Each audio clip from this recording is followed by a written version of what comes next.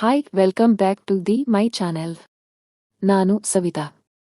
ನನಗೆ ಚಿಕ್ಕ ವಯಸ್ಸಿನಲ್ಲೇ ಮನೆಯಲ್ಲಿ ಮದುವೆ ಮಾಡಿದರು. ನಮ್ಮ ಮನೆಯಲ್ಲಿ ಅಪ್ಪ, ಅಮ್ಮ ಮತ್ತು ಅಣ್ಣ ಇದ್ದೆವು. ನನ್ನ ಗಂಡನ ಮನೆಯಲ್ಲಿ ನಾನು, ನನ್ನ ಗಂಡ ಮತ್ತೆ ನನ್ನ ಮಾವ ಇದ್ದರು. ಮದುವೆಯಾಗಿ 1 ವರ್ಷಕ್ಕೆ ನನಗೆ ಒಂದು ಹೆಣ್ಣು ಮಗು ಆಯಿತು. ನನ್ನ ಗಂಡನ ಮನೆಯಲ್ಲಿ ನನ್ನನ್ನು ತುಂಬಾ ಚೆನ್ನಾಗಿ ನೋಡಿಕೊಳ್ಳುತ್ತಿದ್ದರು. ಹೀಗಿರುವಾಗ ಒಂದು ದಿನ ನನ್ನ ಮಾವ ತೀರಿ ಹೋದರು. ಆ ನೋವಿನ ನಡುವೆಯೇ ನನ್ನ ಗಂಡನಿಗೆ ವಿದೇಶದಲ್ಲಿ ಕೆಲಸ ಸಿಕ್ಕಿತು. ಹಾಗಾಗಿ ಅವರು ನನ್ನ ಮತ್ತು ನನ್ನ ಮಗಳನ್ನು ಬಿಟ್ಟು ವಿದೇಶಕ್ಕೆ ಹೋದರು. ಅವರು ತಿಂಗಳಿಗೊಮ್ಮೆ ಮನೆಗೆ ಬರುತ್ತಿದ್ದರು. ಹೀಗೆ ಒಂದು ದಿನ ಮನೆಗೆ ಬಂದಾಗ ಅವರು ಹೇಳಿದರು, ನೋಡು ಸವಿತಾ, ನಾನು ಹೀಗೆ ತಿಂಗಳಿಗೊಮ್ಮೆ ನಿಮ್ಮನ್ನು ನೋಡಲು ಬರುತ್ತಿದ್ದರೆ ನನ್ನ ಸಂಬಳ ಎಲ್ಲ ಖಾಲಿಯಾಗಿ ಹೋಗುತ್ತದೆ. ಹಾಗಾಗಿ ಇನ್ನು ಮುಂದೆ ವರ್ಷಕ್ಕೊಮ್ಮೆ ಬರುತ್ತೇನೆ. ನಾನು ಅದಕ್ಕೆ ಕಣ್ಣಲ್ಲಿ ನೀರು ತುಂಬಿಕೊಂಡು ಸರಿ ಆಯಿತು, ಹಾಗೆ ಮಾಡಿ ಎಂದೆ.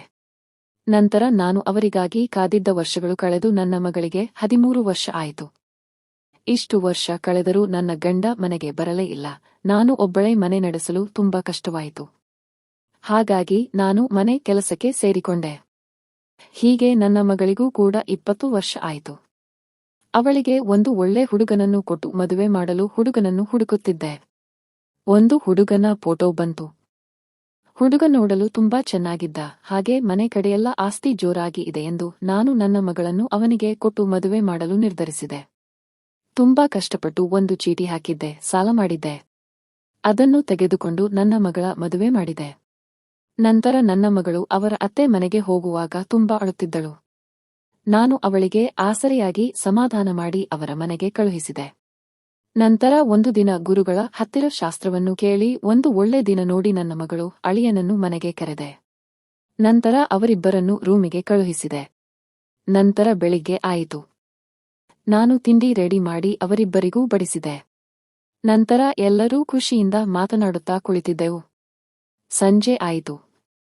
ಚಹಾ ಕುಡಿದು ಟಿವಿ ನೋಡುತ್ತಾ ಕುಳಿತಿದ್ದೆವು.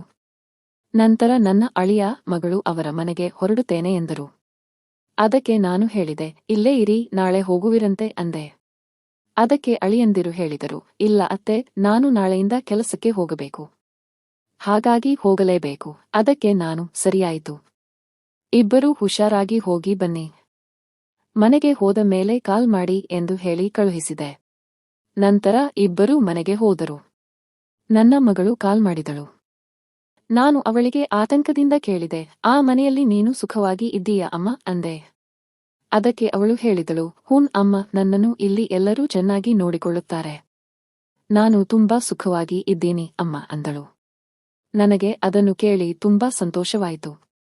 ನಂತರ ನಾನು ಅವಳಿಗೆ ಹೇಳಿದೆ, ನಿಮ್ಮ ಮನೆಯಲ್ಲಿ ಯಾರೂ ಏನು ಹೇಳಿದರು, ನೀನು ಅವರಿಗೆ ಎದುರು ಉತ್ತರ ಕೊಡಬೇಡ ಅಂದೆ.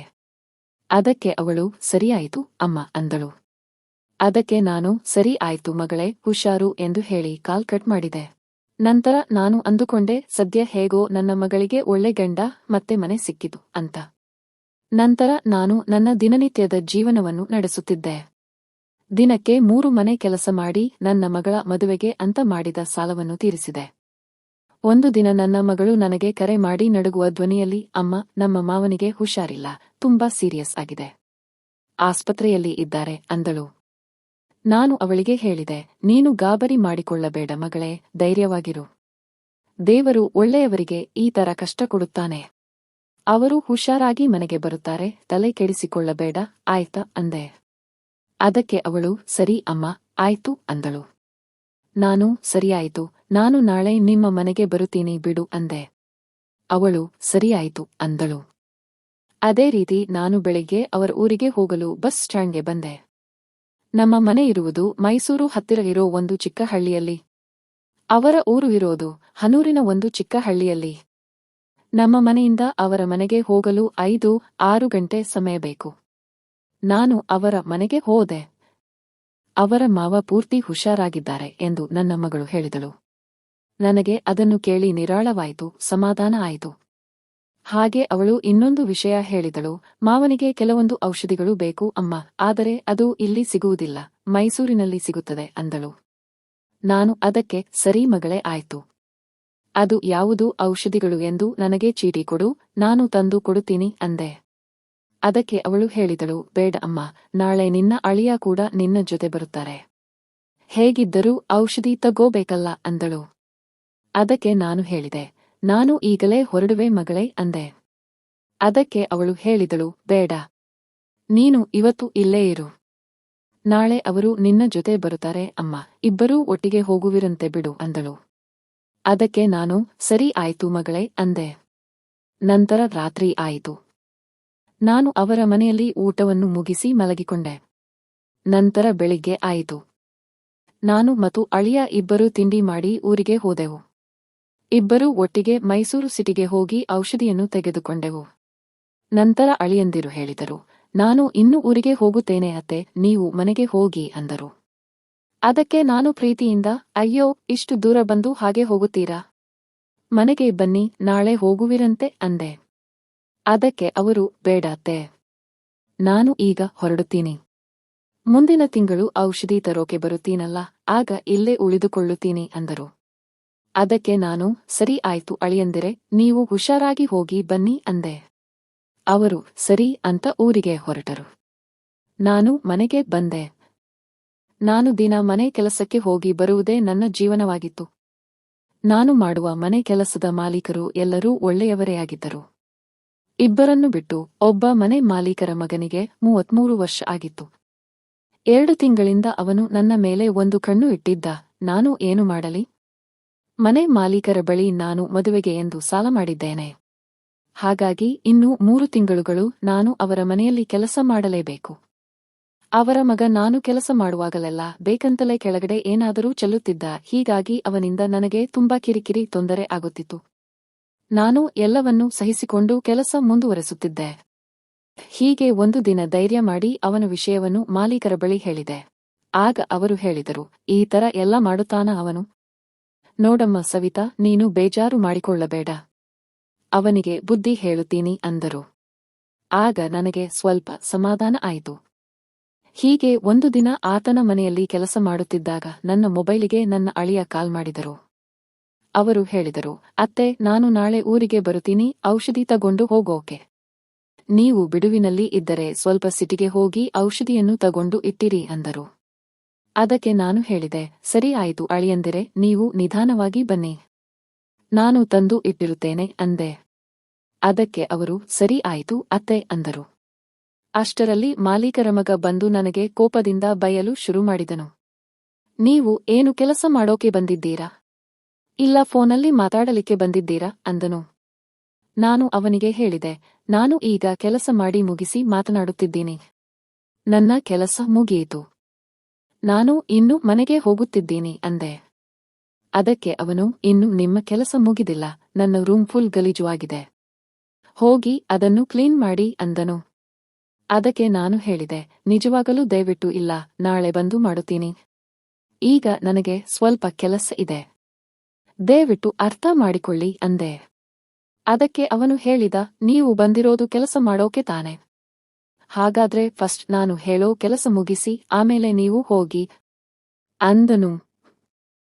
ನಾನು ಅದಕ್ಕೆ ಒಳಗೆ ಕೋಪ ಮತ್ತು ಅಸಹಾಯಕತೆಯಿಂದ, ಇವನು ನನ್ನನ್ನು ಇವತ್ತು ರೂಮ್ ಕ್ಲೀನ್ ಮಾಡುವವರೆಗೂ ಬಿಡುವುದಿಲ್ಲ ಅನ್ಸುತ್ತೆ ಅಂದುಕೊಂಡು, ಸರಿ ಆಯ್ತು ಮಾಡುತ್ತೀನಿ ಎಂದು ಅವನ ರೂಮಿಗೆ ಹೋಗಿ ಎಲ್ಲ ಕ್ಲೀನ್ ಮಾಡಿ ನಂತರ ಮನೆಗೆ ಹೋದೆ.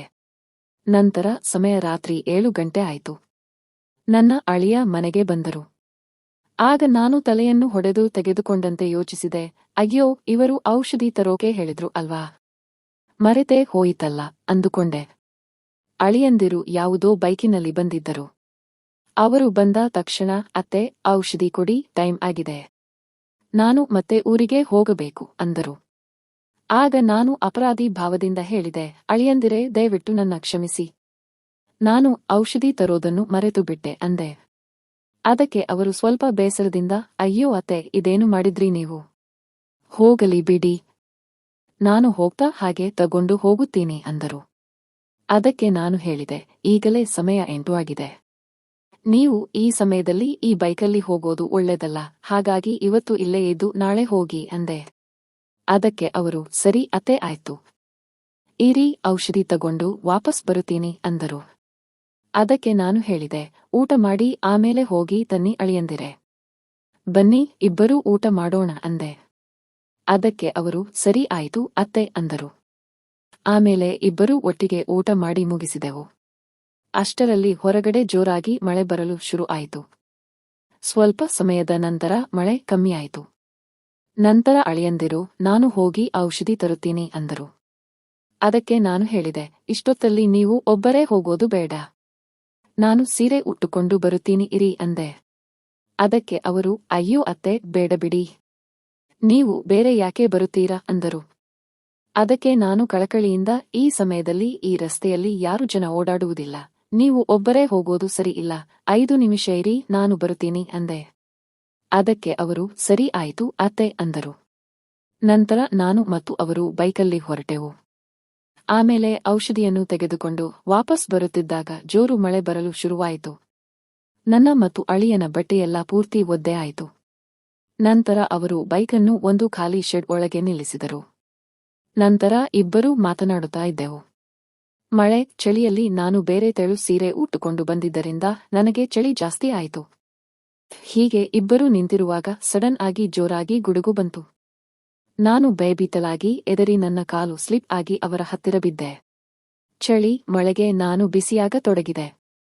ಅವರ ಸ್ಪರ್ಶದಿಂದ ರೋಮಾಂಚನಗೊಂಡೆ. ನಂತರ ಇಬ್ಬರೂ ಮೈಮರೆತು ಪ್ರೀತಿಯಿಂದ ಅಲ್ಲೇ ಸೇರಿದೆವು. ಅಷ್ಟರಲ್ಲಿ ಮಳೆ ನಿಂತಿತು. ಮನೆಗೆ ಹೋದೆವು. ನಂತರ ಅಳಿಯಂದಿರು ಮತ್ತು ನಾನು ತುಂಬಾ ಖುಷಿಯಿಂದ ಆ ರಾತ್ರಿ ಕಳೆದೆವು. ಫ್ರೆಂಡ್ಸ್, ಈ ಕತೆ ನಿಮಗೆ ಇಷ್ಟವಾಗಿದ್ದರೆ ದಯವಿಟ್ಟು ಚಾನೆಲ್ ಅನ್ನು ಸಬ್ಸ್ಕ್ರೈಬ್ ಮಾಡಿಕೊಳ್ಳಿ. ಸ್ನೇಹಿತರೊಂದಿಗೆ ಹಂಚಿಕೊಳ್ಳಿ. ಧನ್ಯವಾದಗಳು.